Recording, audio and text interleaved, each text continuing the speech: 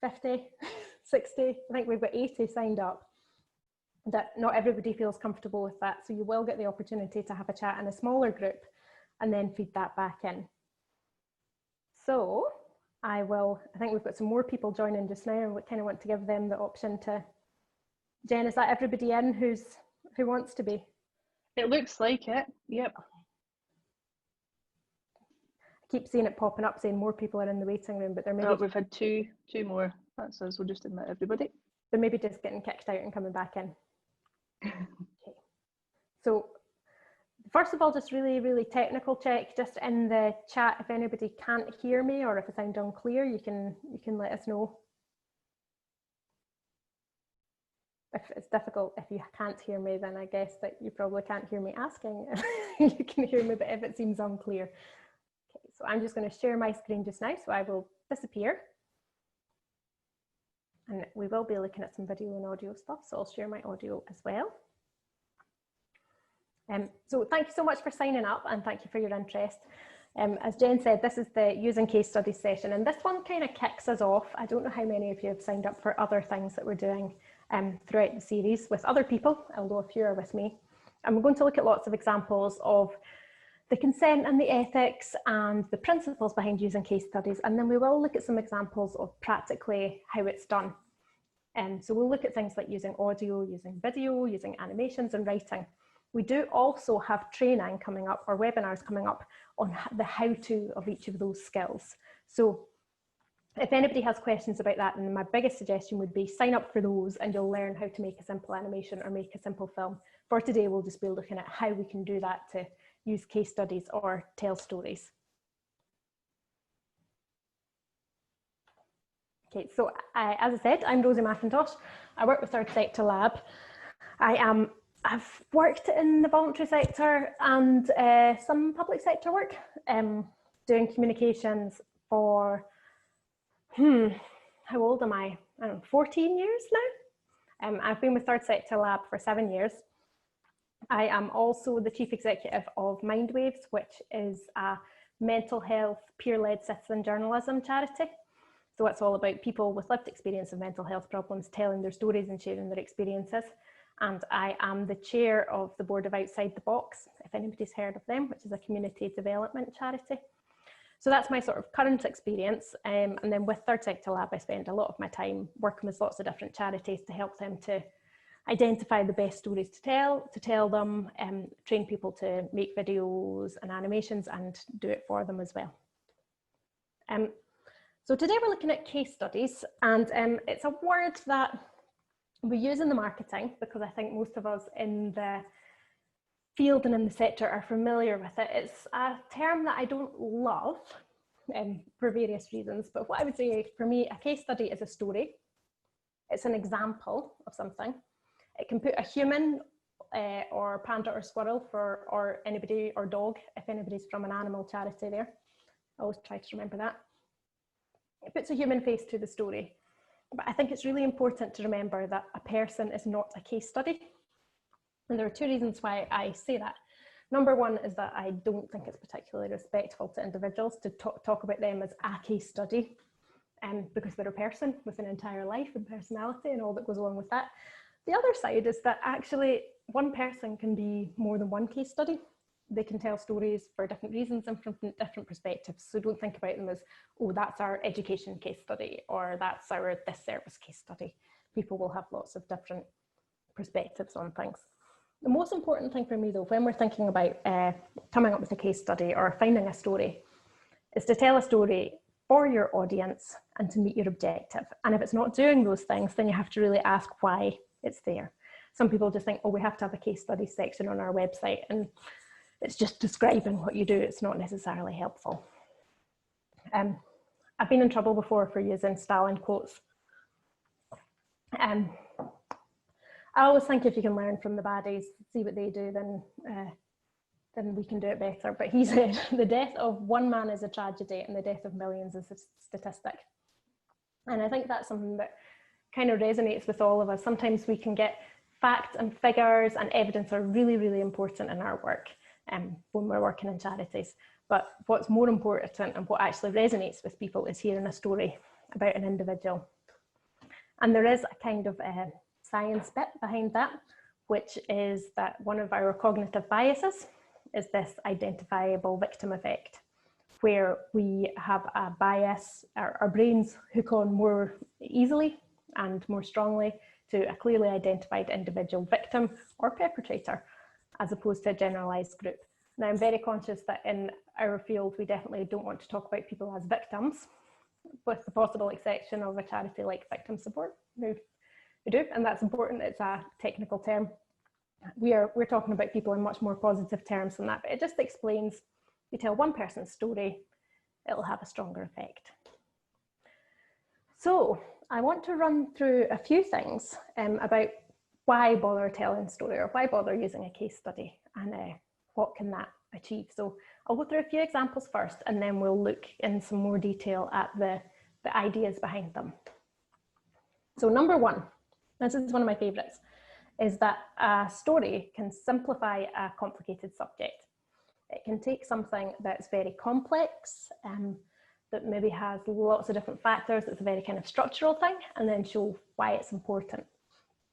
And it really distills why it really matters. So I think sometimes people are a bit concerned about the idea of sort of dumbing things down, but a story or a case study is a great way to make something accessible without doing that. So the guy in this picture, I don't know how many people have heard of him. His name's Johnny Benjamin, and he is a big mental health campaigner. And the story of the stranger on the bridge was that a few years back he was struggling so much with his mental health that he'd decided that he was going to take his own life. And a complete stranger stopped him. So as he recovered a little, he decided to track down the person who stopped him and actually made this documentary. I put a wee link in there. So there's a documentary and there's a book that goes with it. And they met, got together, and have now become good friends. Right, the reason I use this example first is that I have absolutely no doubt in my mind that that story is a lot more complicated. For Johnny Benjamin as an individual, I'm sure that the story is much more complicated. It's not just about human connection. I'm sure there were things going on that were much more difficult. And absolutely, undoubtedly, on a structural level, things like access to mental health services, who's most likely to be affected, all these things are much more complicated. But sometimes to hook people in, you have to start with a simple story that has that human connection. And that's a really strong example of that being done well. Another thing that a case study can do for us, and that we're all probably most familiar with, is that it can highlight a problem. I suspect that everybody knows who that picture is of. If you don't, it's George Floyd. The picture that's more common, or the image that's more common that we see of him, I wouldn't even feel comfortable sharing, but I think we all know why it's there. And sometimes one individual story is just enough to kind of light that tinder and get people to go, wow, this is a problem. This is something we need to care about. Now, in a wider sense, George Floyd's story certainly wasn't something that was cooked up by charity comms professionals and then shared. It happened in a spontaneous and organic way, and obviously has ignited a lot of anger and hopefully will lead to change. What's different for us is when a story like that happens, or when we see a story that highlights a problem, we have to then think about, how is this something that supports our campaign? And how do we then say, this has captured public attention? How do we say, well, let's try and present a solution to that? So it's very easy for us to think about negative stories that make people see how bad things are in the world, and that's very valuable, and I'm not questioning that, but it's also very important for us to say, well, here's what can happen next. The next thing that we can do is, when we're thinking about those solutions, is look at people who we've worked with and people whose lives have changed, and then use a case study to show the difference that it makes. So it's not about, I'm always very clear on this, where charities are very good at describing what they do, but I think it's much more important to describe why you do it. So it's always asking that question, so what? You know, so we provide a service, so what? So this person learned something, so what? So they were able to get a job, so what? So they were able to provide this for their children. There's always that question that comes in. So I'm going to very quickly show you Jordan's story. I hope the sound is okay for you here.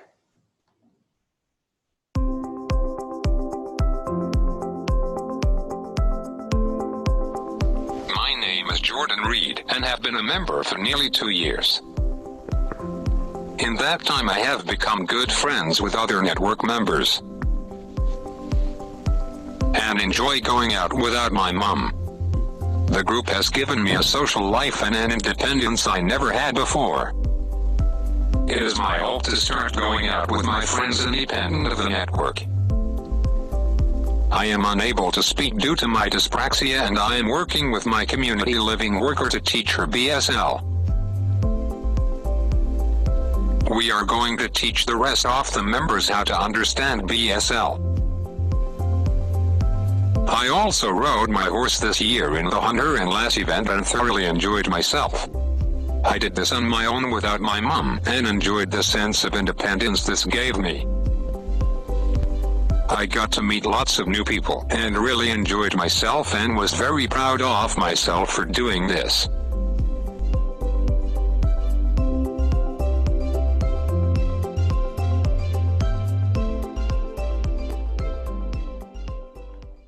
Okay, I hope that everybody was able to access that okay, and everybody was able to hear it. I'm sure that it'll pop up in the chat if anybody wasn't able to. So that's an example of something that just shows the difference that a charity is making to somebody's life and shows it through their voice. And the reason I wanted to show that is that I think no matter what communication difficulties people have, it's always possible to put them front and centre of their own story. Okay, what do we have next? I've called this Give People a Voice. I think I wrote that and I don't actually like it.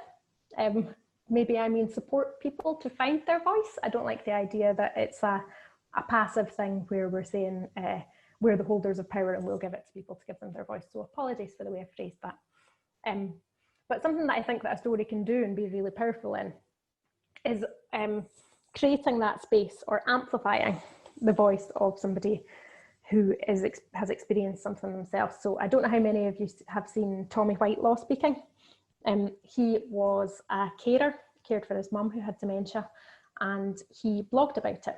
And he's gone on to do some amazing things. His mum has since sadly died, and he's gone on to have a big campaign about how people with dementia are treated and how everybody's treated in the health system, really. But when he looks back, he says that when he was caring all the time and he was really lonely and really struggling, that just writing his blog and telling his story made him feel less lonely. So there's a link there to him talking about that. Another thing that I found really fascinating was a story that I heard from years and years ago about a guy who was a photographer and who worked with people who were living in the hostels around Stonewall, and went and took photographs and went back with books and delivered them to these gay men and trans women who were living in hostels round about, and who gave the book to this one trans woman who ran up and down the corridor, the story says, I put a link to the story there, and banging on all the doors and saying, look, I exist, I exist. And I think that's something that's really powerful, and that it's easy for us to forget, is that sometimes for people telling their story and having the opportunity to tell their story is the first time that they've actually considered that anybody would be interested in what they have to say. And so it's something that doesn't just show your good work, but can kind of be your good work. Case studies can inspire people to support you. I guess we probably all, isn't this a funny world that we live in? It is. There's so much that's odd. And what I find really interesting actually is I've got this example. This is a Captain, or I think Colonel Tom, he's now called. I did search for him and realised that I was calling him Major Tom, but that's a whole different thing. Who, as we probably all know, walked laps around his garden to raise money for NHS charities, and I'm sure there are lots of opinions on that, but there's absolutely no question that it was an inspirational story. So remember that your case studies and the people whose stories you tell doesn't have to just be your beneficiaries, it can also be your supporters, people who are doing fundraising for you, your volunteers, even your staff can be excellent case studies. Yeah, very interesting, because I thought the two biggest people whose stories have been told to change things recently have been this Captain Tom and George Floyd. And it did make me remark on the fact that case studies and stories about people who have actually lived with and died from coronavirus seem to be kind of conspicuous in their absence. And it did make me wonder if that's been something that we've deliberately avoided. So it's just something to reflect upon, actually. The really, really good ones, oh, this is the third one, which of course is fantastic. So really, really excellent case studies do everything. So Marcus Rashford, who just this week, footballer, was able to speak about his experience of feeling hungry as a child, and did it in a very powerful way. I think what was really important was that in this one, he was the person who told the story. He was the leader on the campaign, and he was in a position of power and of dignity. And he was somebody who had moved on from that situation, but still felt that he used his power in a good way. He wasn't just the sort of the usual suspects. Everybody, you know, if it's just us charity sorts shouting for something, then people might think, well, of course they would say that. But to hear a Premier League footballer say it felt like something a wee bit different. An excellent story like that is something that inspires people to listen, and ultimately something that will achieve real change. I can imagine how many of us were sitting going, we've been fighting for this for years and he's managed to do it. But there you go. Isn't that the power of a good story? And a celebrity one as well. And that does bring me down to this point of, you know, when we choose which stories to tell. And again, when I think about the George Floyd story and everything that's happened since then, which has been so incredibly powerful, he's probably not a great example. There were plenty of great examples, so sometimes it's just to do with timing. But when we think about stories that are easy and that inspire people and get people engaged at that first level, you know, not people who've been your supporters for years and years, but people who you just want to get engaged initially. Sometimes we do have to go for that quick win. And the example I always think of with this is the panda. Anybody, I don't know if anybody's here from a conservation charity.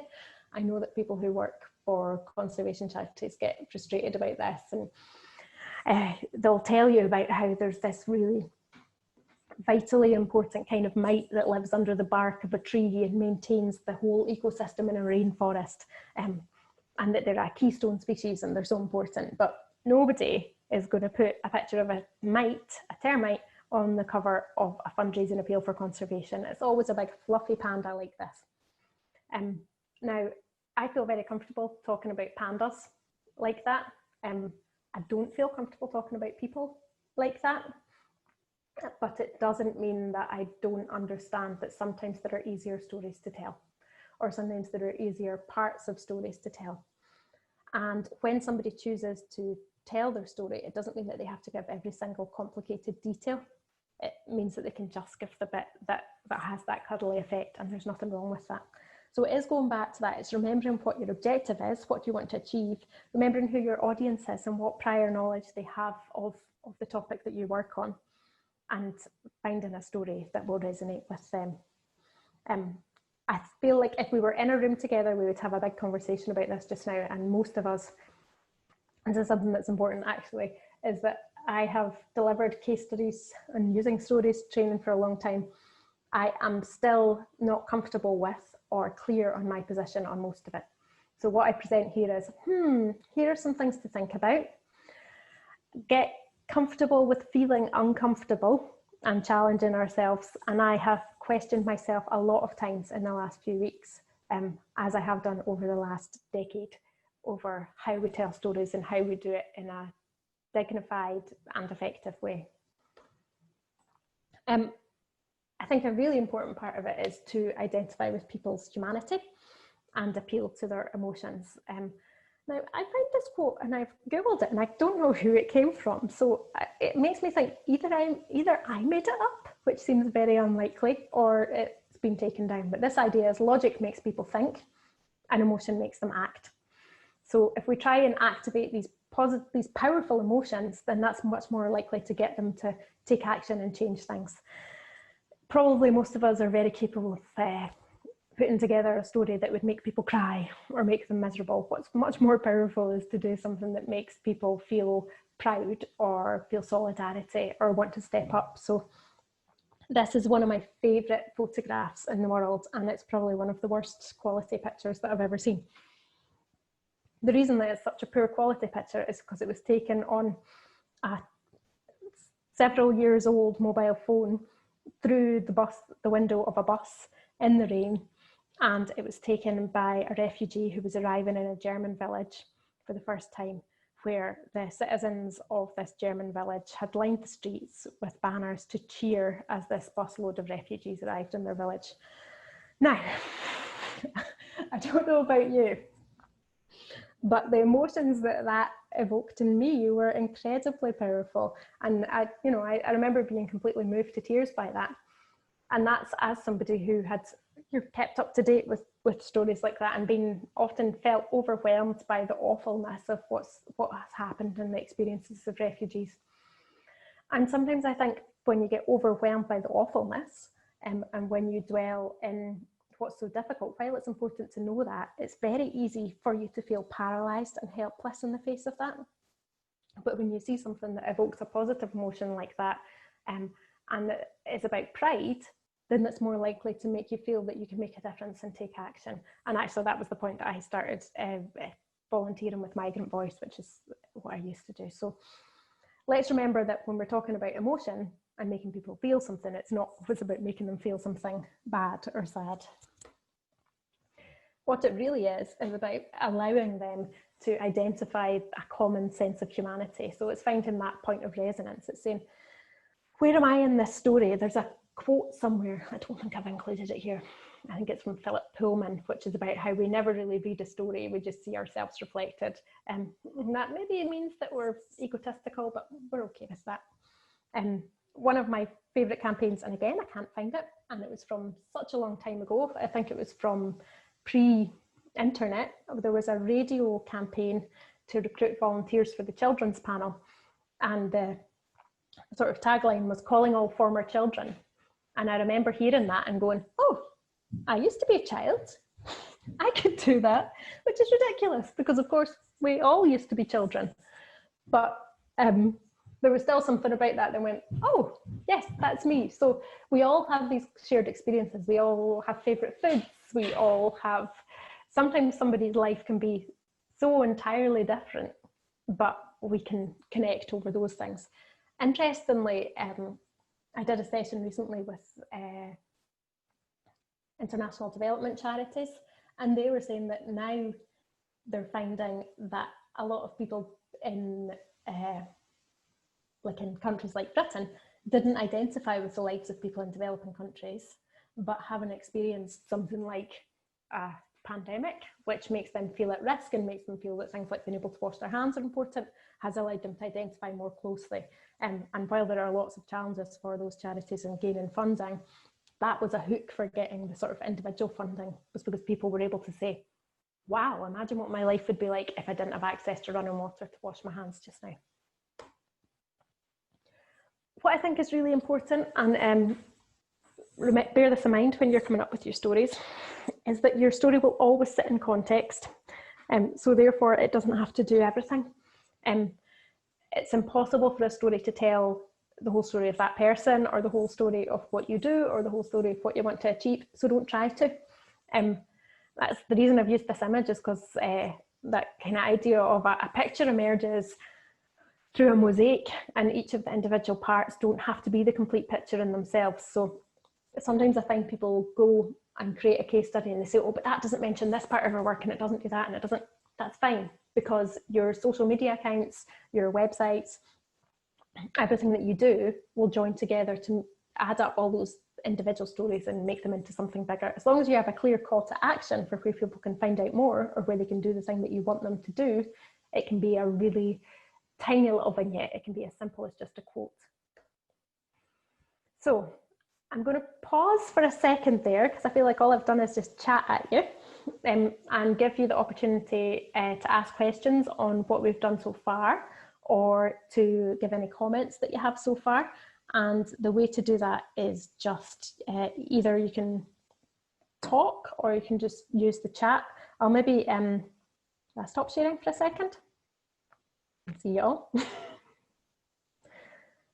Oh, we've got a couple of questions in the chat already. Oh, no, that's fine. If you I can't think it's hear, just the, just to say, the that's fine. messages we had That's before.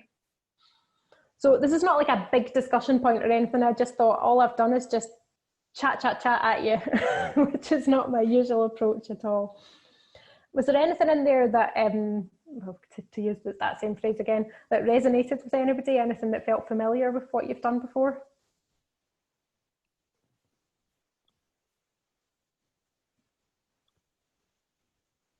If we're all feeling a bit shy, that's okay. It is a big... Oh, Siobhan's got her finger up. Oh, Siobhan. Yeah, just check the site's okay. Yeah, it was on the young man's story who was talking with the voice assistant. I can't remember his name, sorry. Jordan, well done. Yeah, so it really resonated with me that he said that he was teaching his support person BSL. So that was quite impactful. It wasn't that the organisation had sent her on a course to learn BSL. He himself was teaching her. So I thought that was quite good. A lot of people who can't speak are kind of dismissed as having intelligence problems as well, and he quite clearly does not. Absolutely. And I think that really put that across, just that one very short line in there. That's really interesting. Thank you. I think that's really we can talk about this more, and there's a lot in there, but I think it's very important that we're never presenting our organisations as saviours for people, or the people that we work with as sort of passive recipients. Like, he clearly is somebody who's in control of his life as much as possible. He needs support to do that, but he has a lot to offer, and I think that's really important. Anybody else have any thoughts before we move on? I can't see everybody, so even if you have your hands physically in the air, there's, oh my goodness, look how many people there are. Yeah, you got to do some scrolling. I know. Oh, Kevin said it. I think we often want to tell people about what we do and expect that everyone should understand how important that work is. But when we've distilled it to the stories of real people, this has proven to be more powerful, particularly in seeking funding. Yeah, that's absolutely it, isn't it? It's really difficult when you're within an organisation, because you're proud of what you do and you want to talk about all of it and share all of it all the time, but actually the impact that you have on one person or one group is often more important. Okay, right, we'll move on just now because I want to talk about consent and ethics. And usually when I have you in the room, I would make you do thinking about yourself as a case study, and it's all very uncomfortable, so I'll encourage you to do that. Just think about it. Imagine if this was your story, how you would feel. So, right, there we go. So there's a million things that we could say about consent and ethics. We could have big, long conversations about it, and I hope that this kind of threads through everything that we're talking about today, is how to do it well, but also how to do it in a way that's respectful and dignified. And I tried to find it and I couldn't find it. I wanted to share a link, so if I do find it, I will share it after. There was a very good thread from, I think it was Charity So White recently, which was specifically about using the stories of people of colour and the way that charities do that, and really made me kind of challenge myself a little bit on that, thinking, right, I want to make sure that we have diverse case studies and that we show lots of different people, but how are we especially careful in that situation of how we position organisations which are often very white, who are maybe working with people who are more likely to be Black or from other minority ethnic communities, and challenge me again on that. So what I'm going to say here is mostly, here are some things I've struggled with.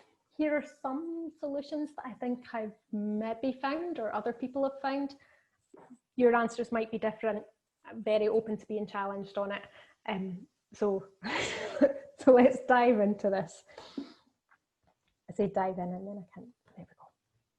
Okay, so on a really, really basic level, we need to make sure that we have consent to use somebody's story.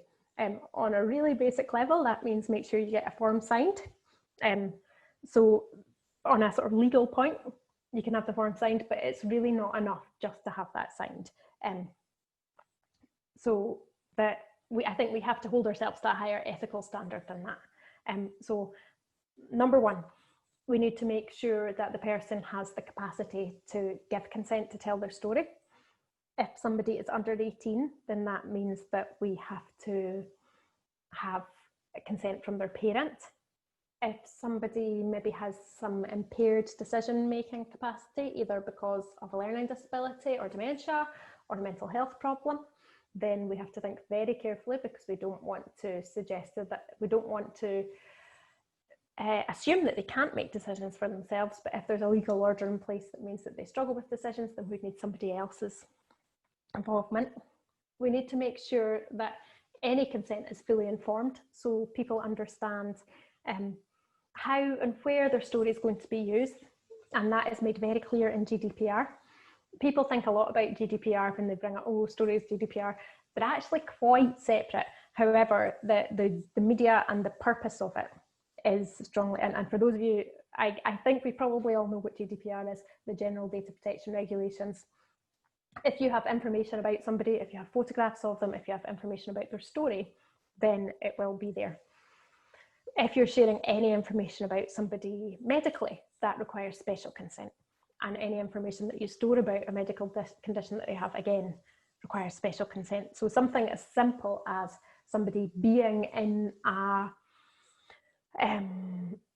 bowel condition support group and having their photograph taken, if you then go and share that on Twitter, then you're saying something about that person's health. So that's all my, be careful. You should have a policy within your organisation on how you use people's stories and people's photographs, how you seek consent, and secondly, how long you keep that consent for. There's no absolute rules on this, but I think it's fair if somebody has their photograph taken, tells their story, keeps it on your website, it can sit there. If it's a few years later, I might go back to them and say, are you still okay with this being here? If I took that picture from their website and then decided to put it on the front page of our new fundraising brochure, then I would sure as hell be going back to them and making sure that they'd given consent for that. And that would be a proper phone call and maybe even another form signed. So lots to think about in there. It's not good enough to just have a tick box that said, yes, they've given consent, and that's it.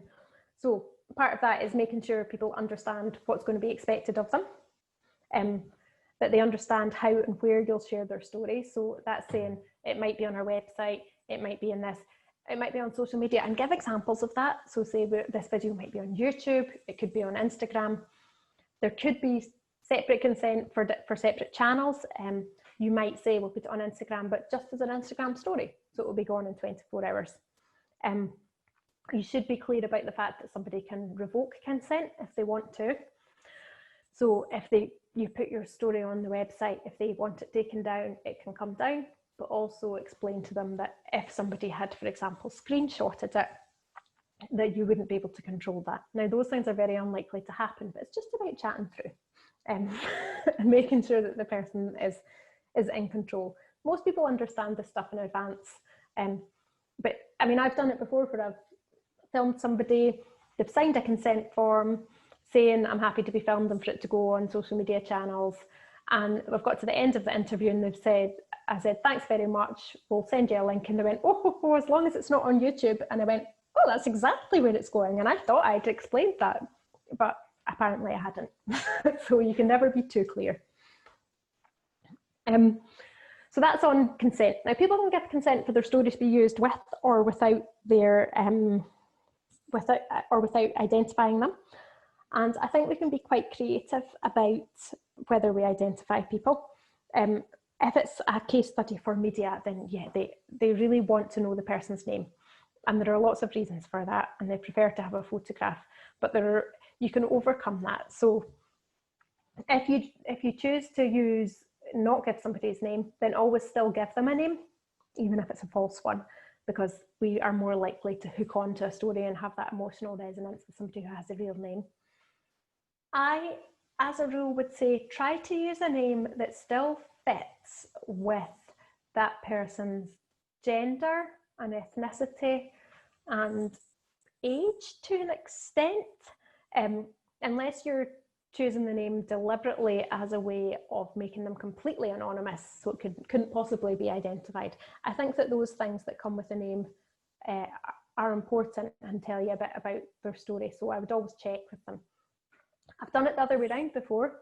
So this is just welcome to things I have done wrong in my job with Rosie. So I've used somebody's story before, and we changed all the names.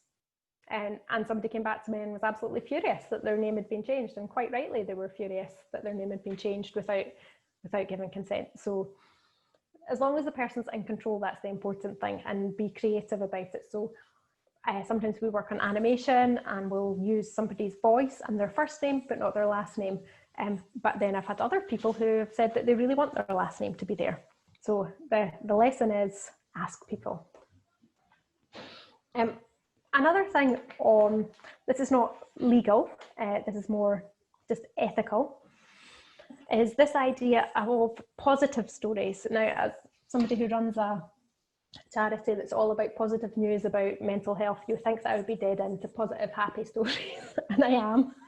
I'm into people sharing stories that, like Jordan's, empower him and show the positive contribution that he makes, and show a positive solution.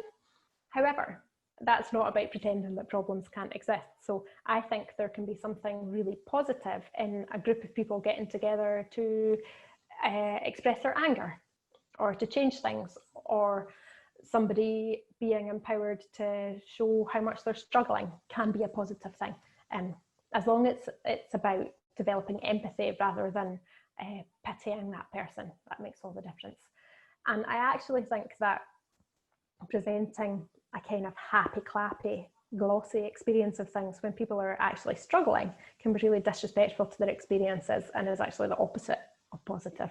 So there's a lot to talk about in there, which I'm sure we'll get to. For me, one of the most powerful things in telling people's stories, and one of the best ways to make sure that they're told in a respectful and dignified and ethical way, is to work with people to tell them themselves, to either give them the skills to record their own things and write their own things, or to just make sure that they are involved and that they get some of this chat, that we talk to people about what a story is and what a case study is and how we use them, and show them some examples of what's been done before, and tell them about why you do it. Say, you know, what do you wish that you'd known before you had this experience? Wouldn't you like to be able to let other people know that? When people think about it in those terms, they usually feel like it's a really powerful thing to do, to tell their story.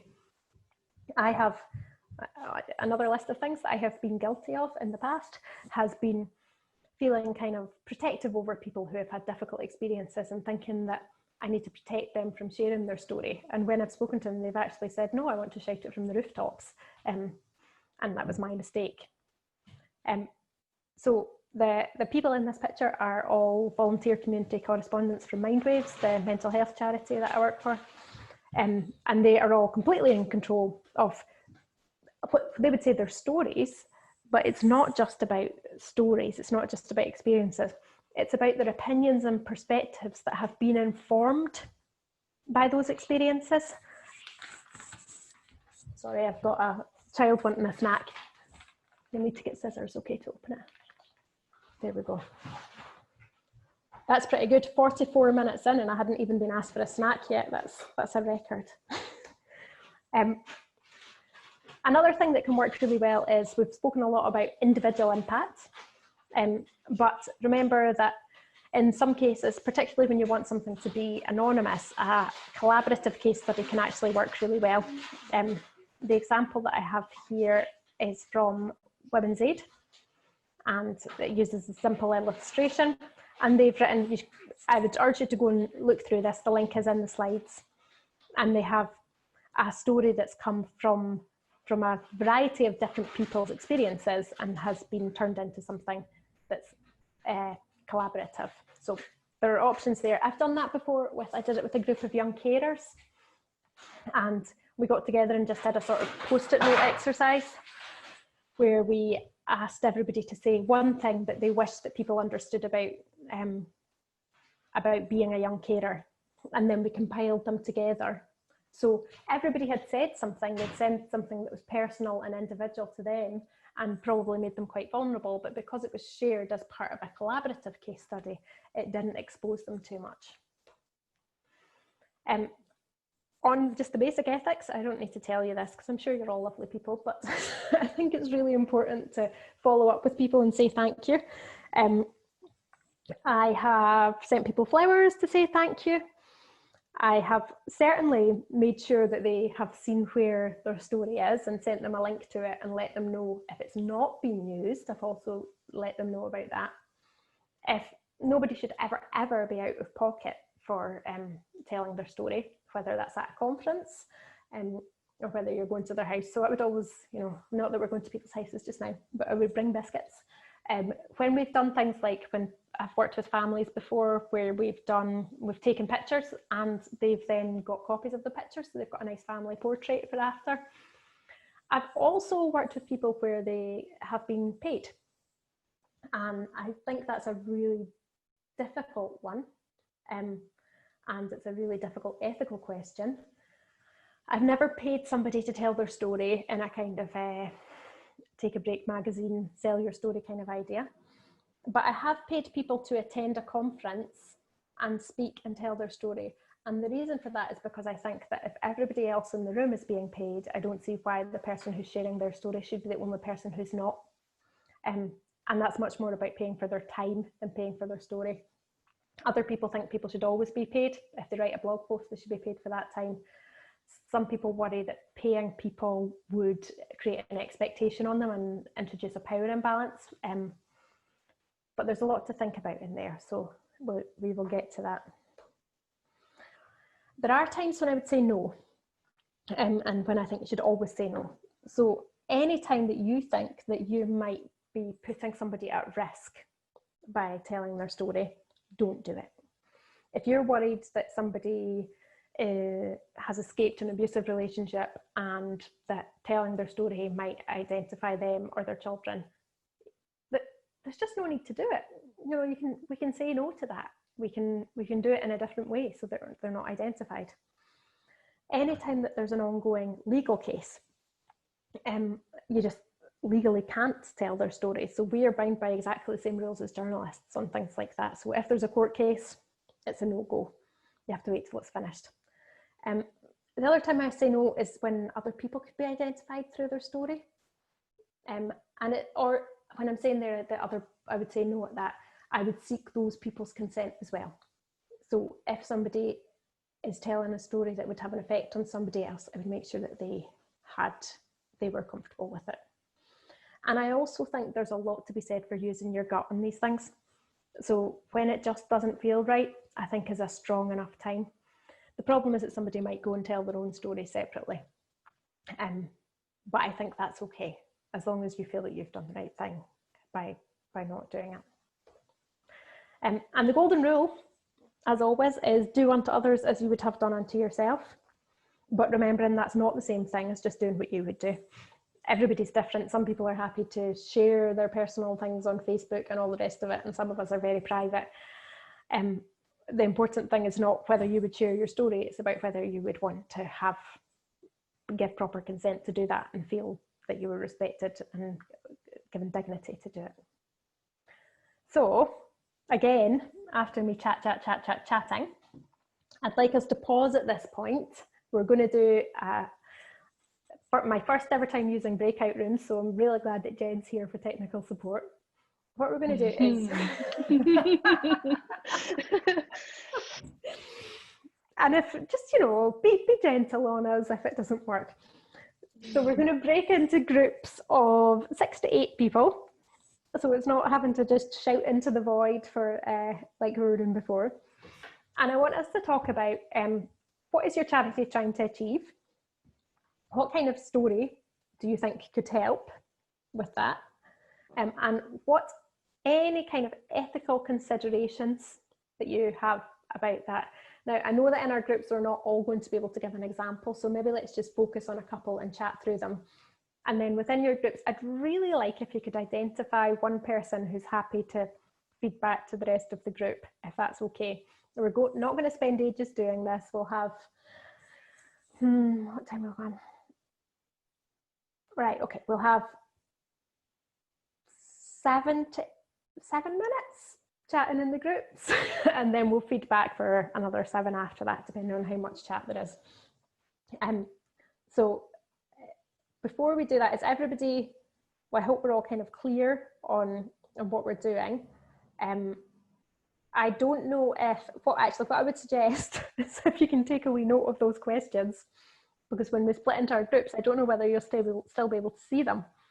And this will be, we'll learn this from you. So what I found quite interesting, Rosie, is the amount of people that have left who have obviously thought the idea of a breakout room was too scary. Just then? Yeah. Oh, I'm so sorry for them. Hopefully they'll come back. I'm sure they'll come back. Well, maybe they're also thinking, oh, this is my chance to go to the toilet and get a cup of tea. True. That's okay, if that's what anybody's thinking. So I hope that we've had a chance to take down those questions, and I'll stop sharing there so that we can split into the groups. And we'll see how we go from here. So look, Siobhan's put it in the chat. That's smart. So we've got 48 people, so if we go for 7 rooms. Perfect. Yep. Okay, doke. Right, let's go for this. And the options, we'll call it for 7 minutes, do you said? Yeah. You said? Okay. Here we go.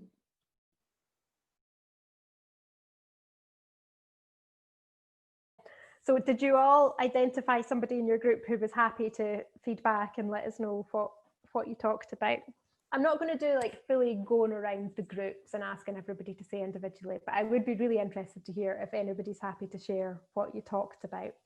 And you can either raise your physical hand or you can raise your virtual hand.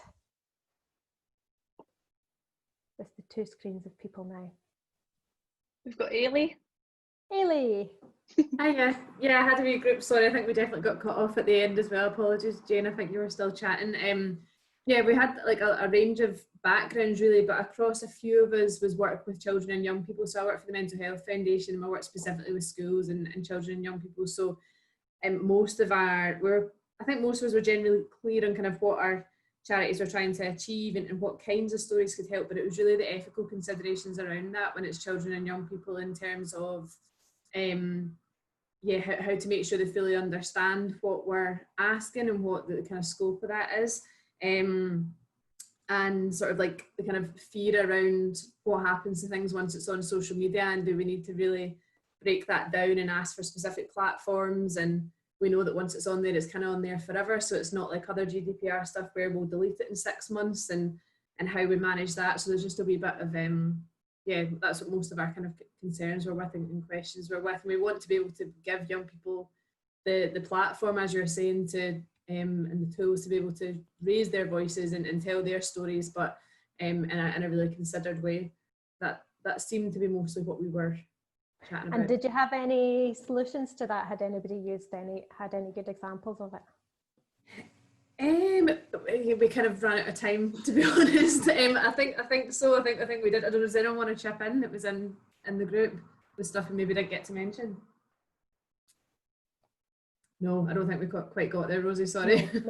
No, that's okay. And I didn't even ask you to. I just wondered if there was anything that came up. And for other people in other groups, did that sound familiar? Laura or Philippa have both raised their hands. Oh, goodness, that's nice. Everybody wants to chat.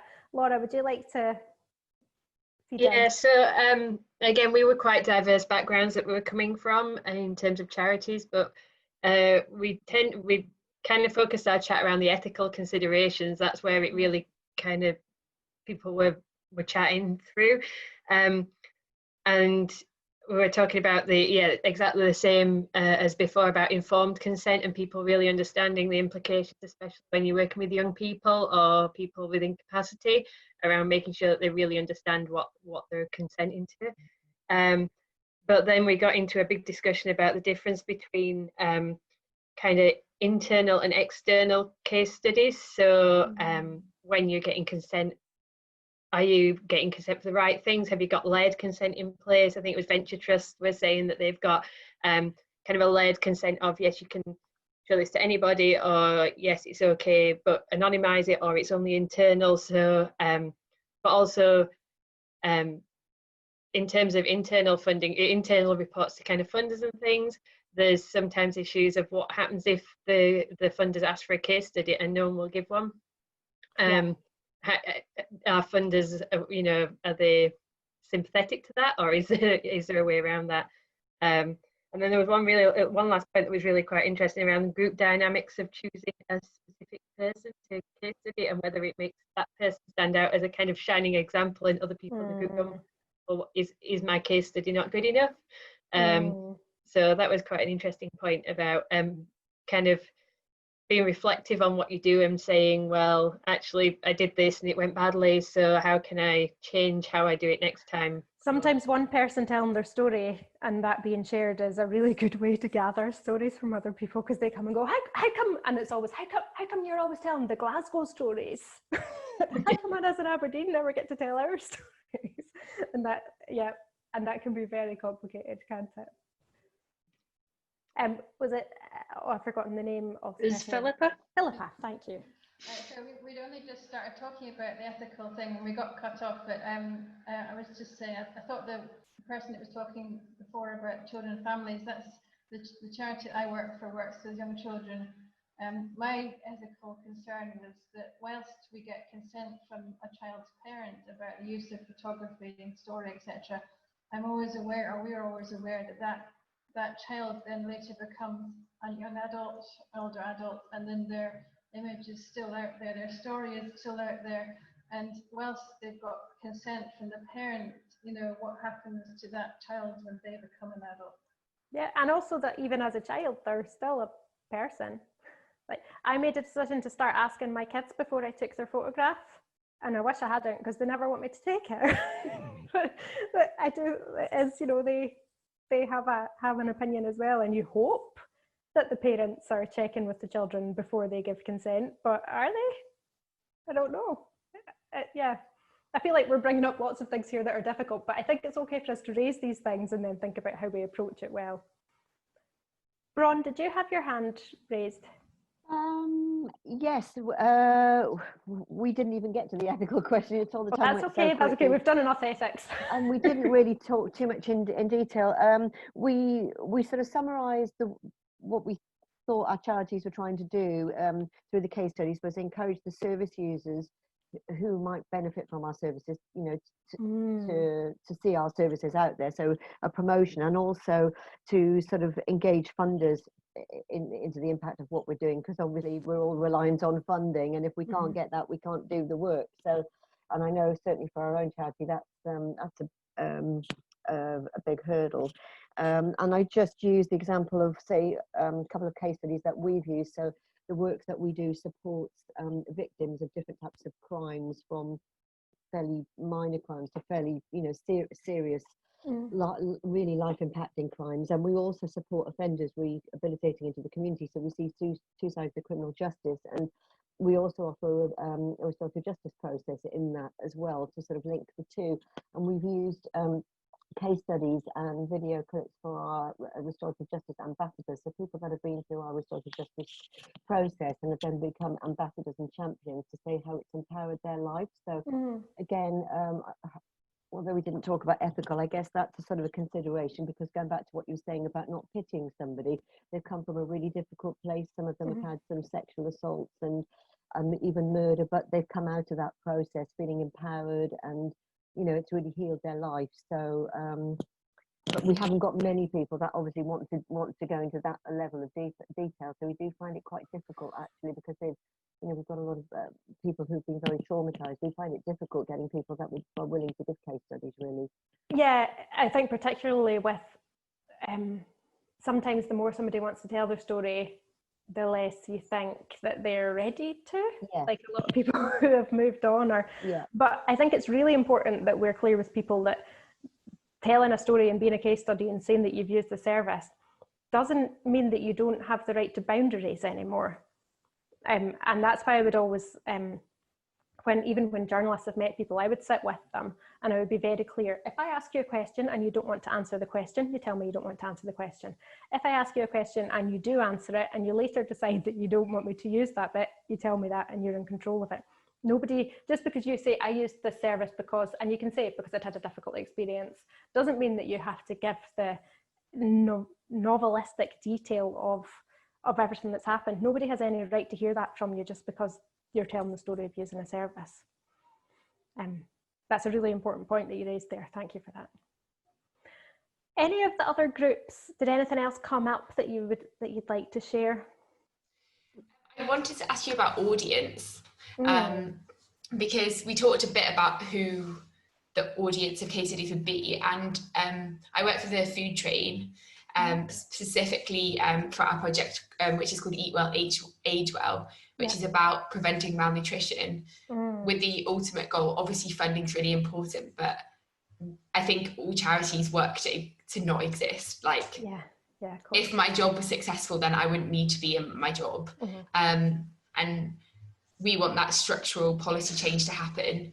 And obviously different audiences, when you're presenting a case study to like a minister, that massively varies to a funder. And maybe, or does it not? I don't know. I always do the wee head thing because I'm always like, funders and ministers are people too. True. And they don't have necessarily as in-depth policy knowledge as you would think that they would. Yeah, I just wondered kind of from your perspective of that, of like story, and maybe how you structure that depending on audience, or if that would even vary. Yeah, no, it would vary, and I didn't mean to dismiss the fact that there's a difference between them. I didn't mean that, but I think that sometimes it's always the human bit that gets people. No, no matter. I used to work for the Mental Welfare Commission, and we would do reports, and people would say, "Oh, but this is for a professional audience," and I was like, "Well, why do they do their job? It's because they care about individuals, surely. So we can talk a lot about the legislation and the policy, but if you, I suppose, what you're kind of doing with the policymakers and the funders is thinking of a story that will appeal to their egos. So finding a story that goes, look at this amazing thing that you did, and let's do more of that. That is a really important point, is that changing people's minds on things or convincing people to do things is not about going, look how wrong you are and how terrible your things are. It's about saying, look at this. Oh, we all know that this works. Wouldn't it be great if there was more of that? So that would be my Machiavellian approach to those stories. Okay. Does anybody else have any thoughts on that? I know I've given probably not a universal answer there, so people might have a very different opinion on it. Feel free to disagree with me. Camille. I actually worked for a charity, but well before that, I actually was a parent ambassador, so I was brought in by a charity to actually speak in the Scottish Government, which was a completely terrifying experience. So that was a human case study, but it was a really strong case study. I had a premature baby, so and the circumstance around his birth, it was all to do with neonatal intensive care. We were moved around Scotland, etc., etc. Big long story, but actually bringing a parent or a service user or into that environment in front of those influences who can influence funding and policy for neonatal services was really, really effective. So although it was terrifying, it was also really empowering. So it's not always just something in a newspaper or a YouTube video. I mean, this was going back, I mean, he's 15 now, so it worked really, really well, and that was for the charity Bliss, who became sort of ambassadors and at that time because of what had happened. So that sounds really. It sounds like it will have made you much better at your job now as well, to have had that experience, and you'll be much more. I used that case study in my interview a couple of months ago, so when I got the job, I know it does. Things from both sides, and you can see the power of that. So yeah. Definitely, you can see it from both sides. But of course, that you're not a case study. You're somebody whose experience has informed your opinions and your perspective, and that you're able to share that. Well, that's really powerful. Okay, right, thank you so much. I hope that you all got something from being able to chat to each other in your groups as well. And when we do the full days training, I always say you're not here to learn from me, you'll learn as much from each other and realise that you have as much knowledge yourself in there, but I'll just sort of pose a series of questions. But unfortunately now we are going to go back to me chatting and showing you some examples for the last 15 minutes. If anybody needs to get away at 1:30 on the dot, then please do. If I end up going over that slightly, then apologies. And if I end up talking super fast to get through it, then apologies for that as well. There is a recording of this being done, and you will get the slides after, which has links to everything, so you'll be able to catch up. Also really happy just to take questions after for reminders if there's anything I skip past. So I will share just now, and we'll go through this last wee bit. This is the kind of practical stuff. This is the stuff that I would do as a full afternoon.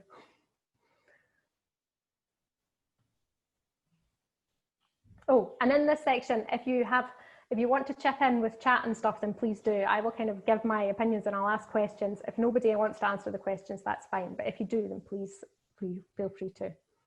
So how do we make it happen?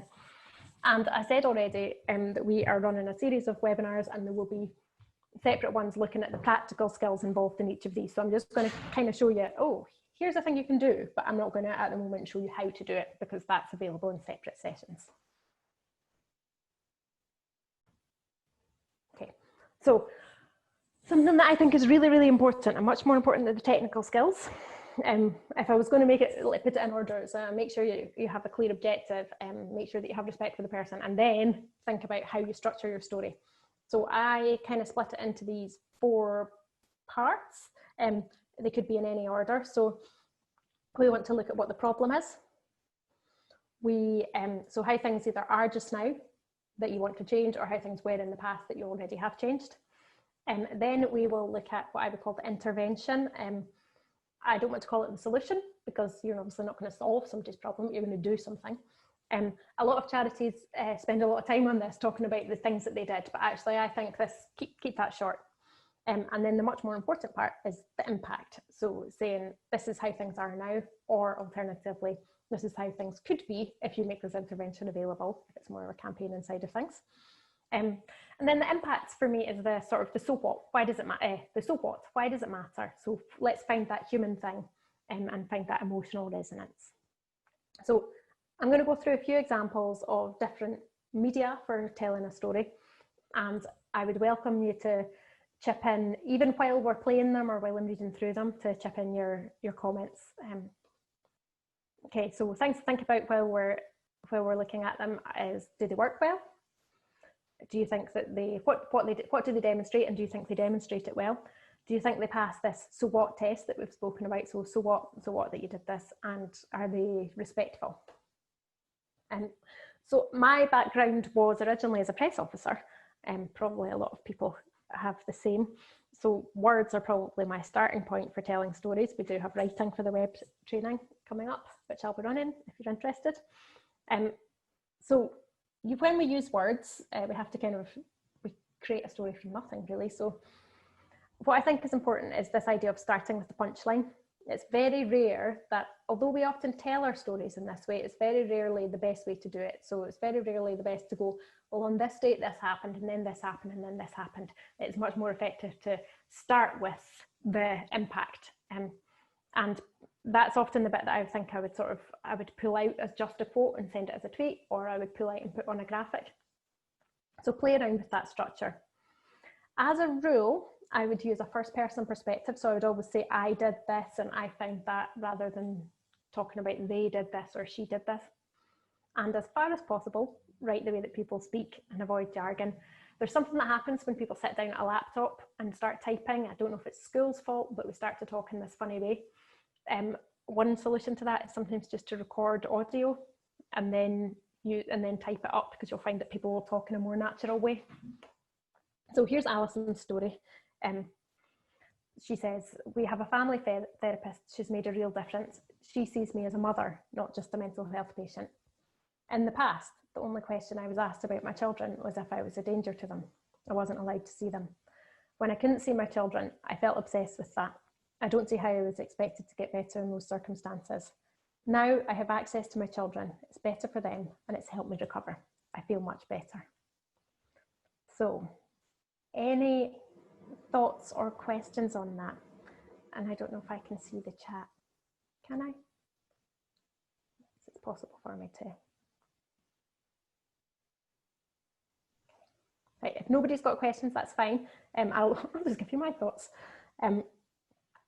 This was a case study that was used in a very technical report on the use of section 278A of the Mental Health Act. And that means that you have to, if somebody's detained under the Mental Health Act, you have to ask if they have children, and you have to make considerations for them. And I thought this was a nice one because it pulled out something kind of positive. And as you'll all probably know, and this comes back to Bron's point, and it comes back to the story that we had at the beginning about Johnny Benjamin on the bridge, is that this was a much, much more complicated story, as these things mostly are. But if we stick to the emotional impact, then we're able to tell it in a way that's more resonant and keeps people focused on what's important.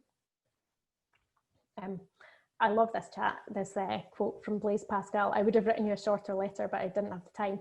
And I think that's important. So more is definitely, less is definitely more. That's Barry saying not striking. So that's just not quite hitting the mark for you. That's interesting. Yeah, I think that it's a particularly difficult topic and a particularly difficult thing to write about. And there is something in there about when you remove the detail, how much you lose. And I think we can all probably be conscious of that. So while people have the right not to tell the details of their story, it also means that you will lose something in there. So we're all kind of walking that tightrope, and we should be aware of it. Okay. Another great way to tell stories that can be really, really simple is just using photographs. A lot of us will think that we need professional photography, and that can be great. But the pictures that people take themselves, and pictures people take of themselves or just of their lives that don't show their face, can be really powerful as well. I absolutely love this picture. There's nothing better than a wedding picture, is there? And one that shows the joy of equal marriage is great.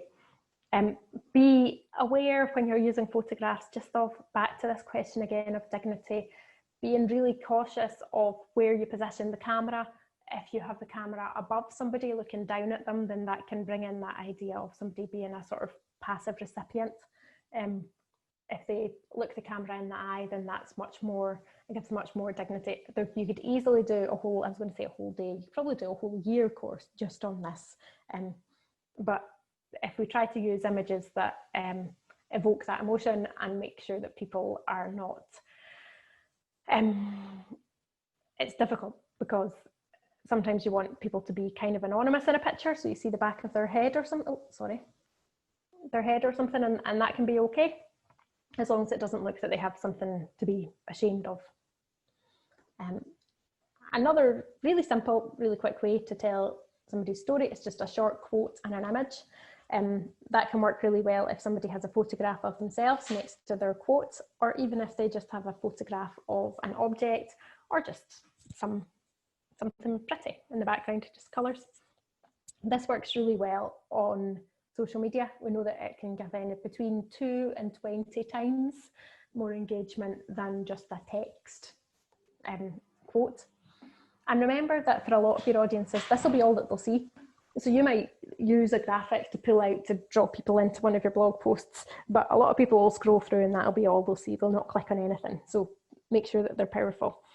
If you haven't, then I would suggest using canva.com. I'm not on commission or anything. It's just really simple. And that's I don't know, now I'm asking, I don't know whether we have training for Canva, whether anybody's doing it. If they are, it's not me. If we don't have it, then maybe we should. So we can feed that back. Something that we have been using a lot more recently, and I've been doing a lot more work on, is animation. And it's a really good way to use for explainers and things, but it's also a really good option where people can be sort of semi-anonymous. This is not a good example because it's got photographs in it, but it is a nice story. And one of the reasons I wanted to show you this one is that this was Aidan's story, that he doesn't really communicate verbally. And so therefore his mum told the story, but we involved him, and he's really into computer games. So he actually designed his own avatars and designed the characters that were in it. So although he was able to consent to his story being told, and he wasn't able to actually voice it himself, he was happy for his mum to do that, and he was still able to have an input into it. So let's have a quick watch of it.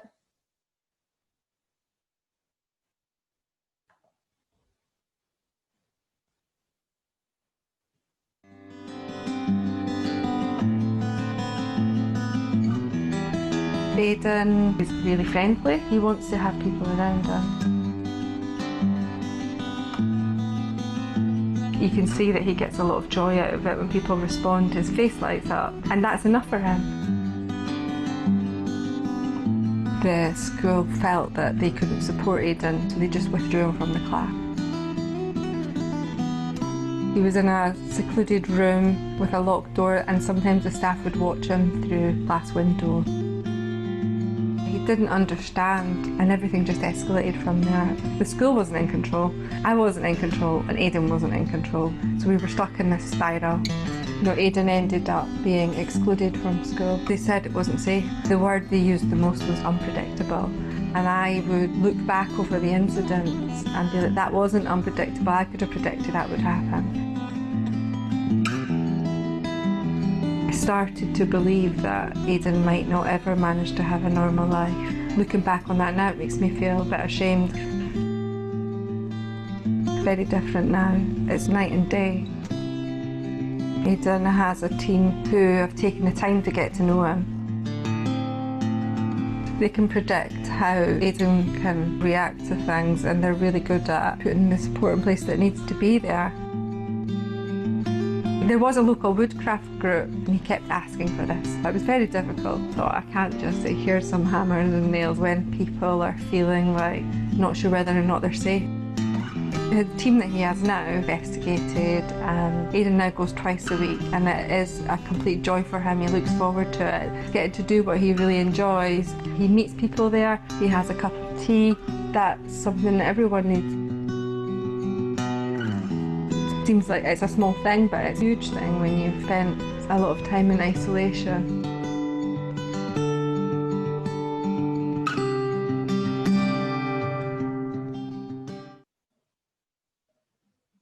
Okay, some chat on that one.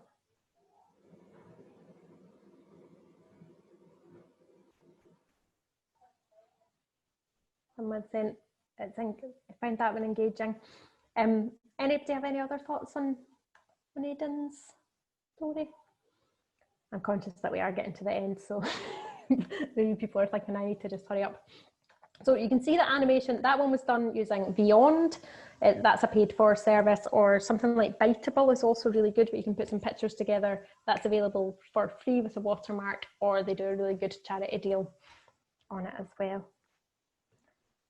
Okay, sound and audio works really well.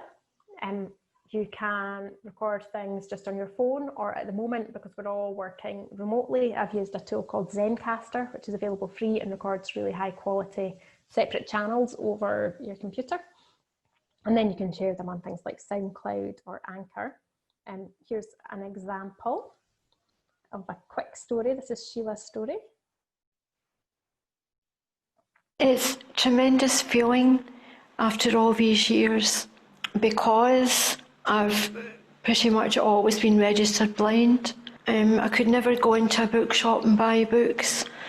I guess all my life, though you don't miss it, you wish you could have had the opportunity.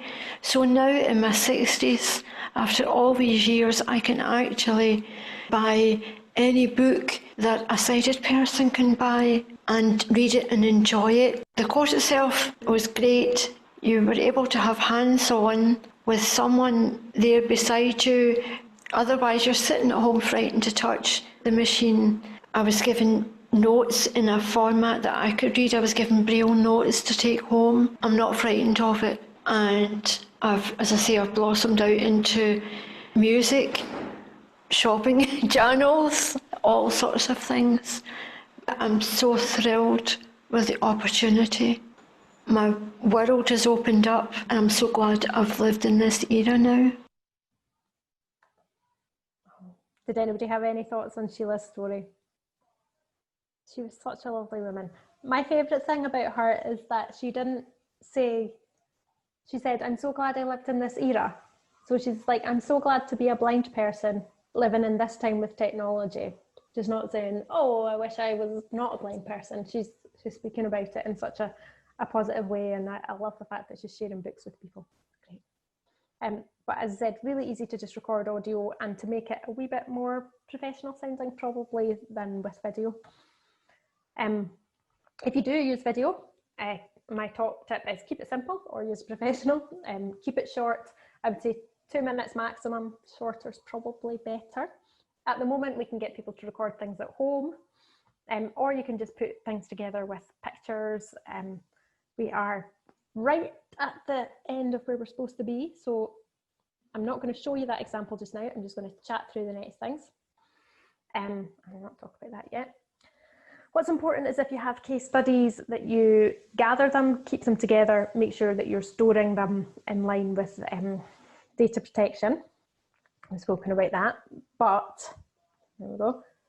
When you do have them, don't hide them away in a wee case study section on your website. So reach out and put them on whichever medium works best. So if you've got videos, put them on YouTube and share a link to them, or share them directly to Facebook if that's what you're doing.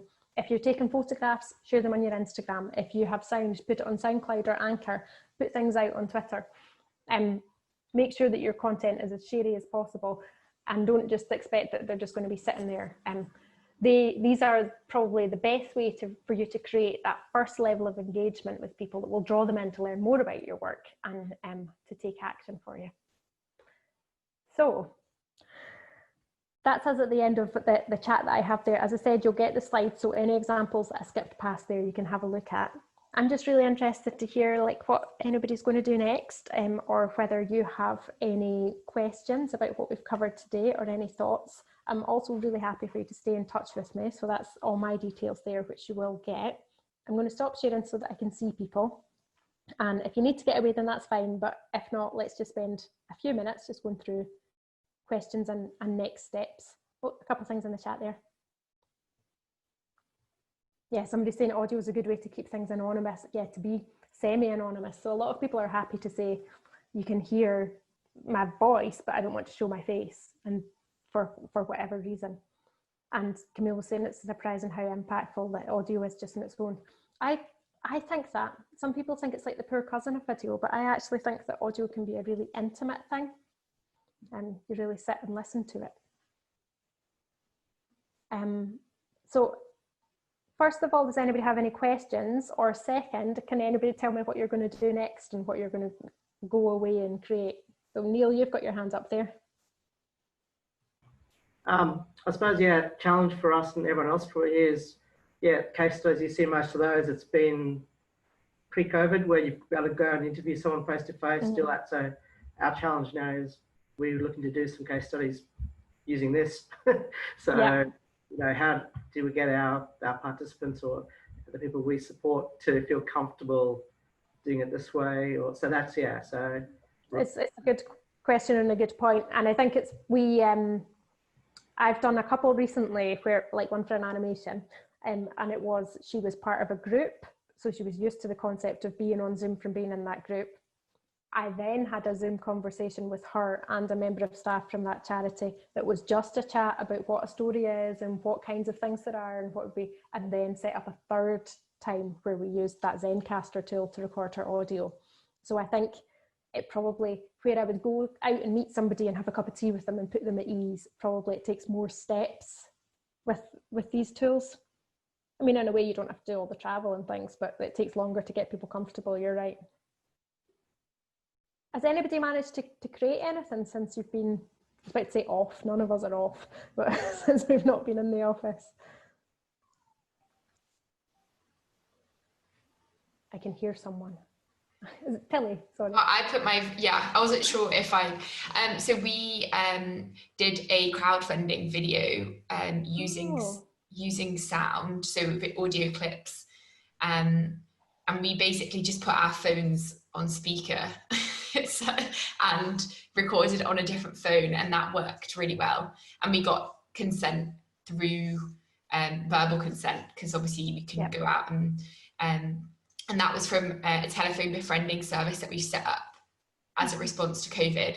So a lot of those relationships had kind of been established over the weekly period. So then it was like people were comfortable to share that conversation.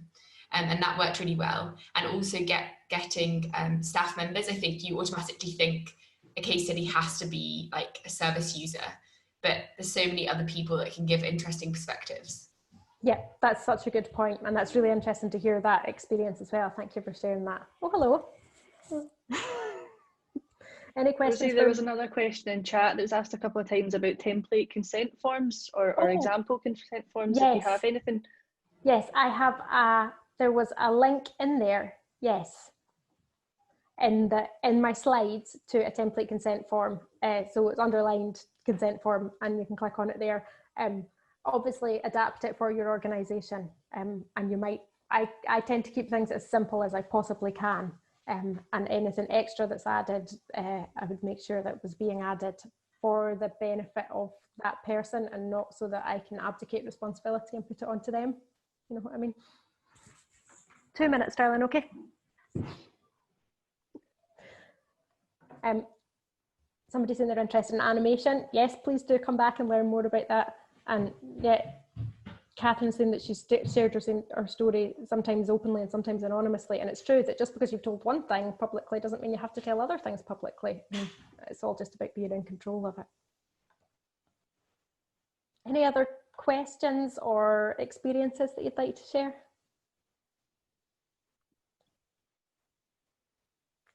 No. If it's no, that's okay. I didn't pay her to come in at 3:30. Rosie, could I ask a quick question?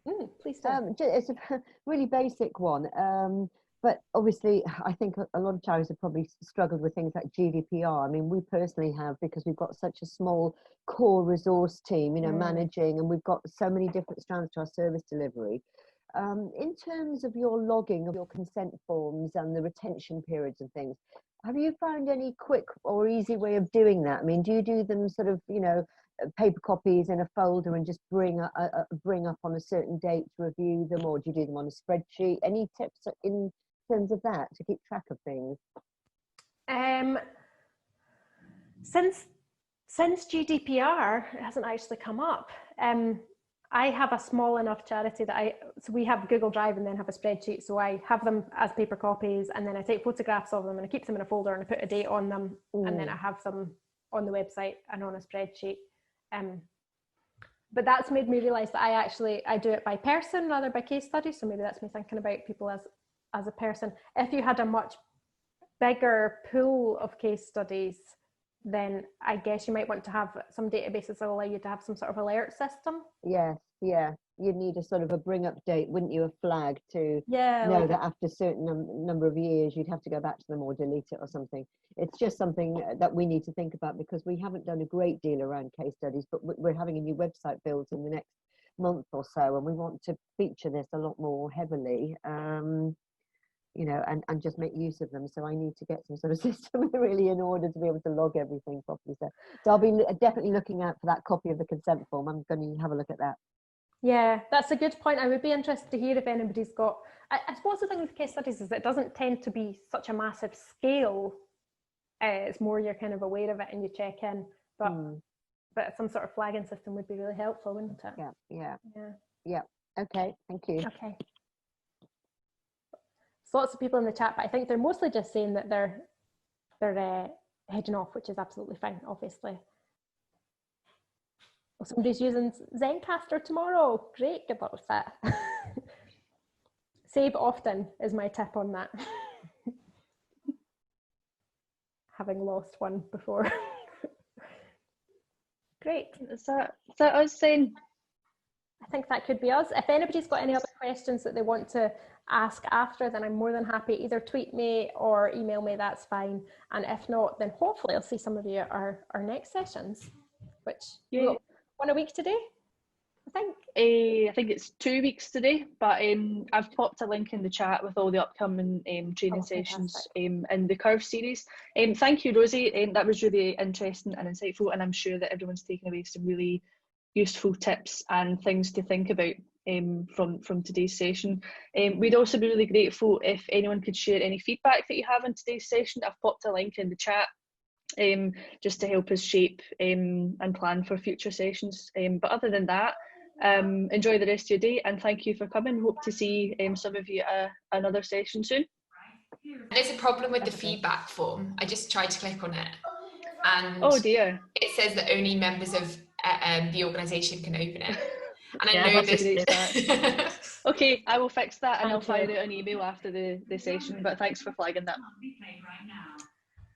Jen, can I just quickly check? I think when we got an email in response to this session, a confirmation almost. And I think I've gone through and signed up for a few, but haven't got that I've seen like confirmation for some of the other sessions. Is that something that'll just come as they close to the time? Or yeah, that'll come a wee bit closer to the time, but I'll start firing them out today as well.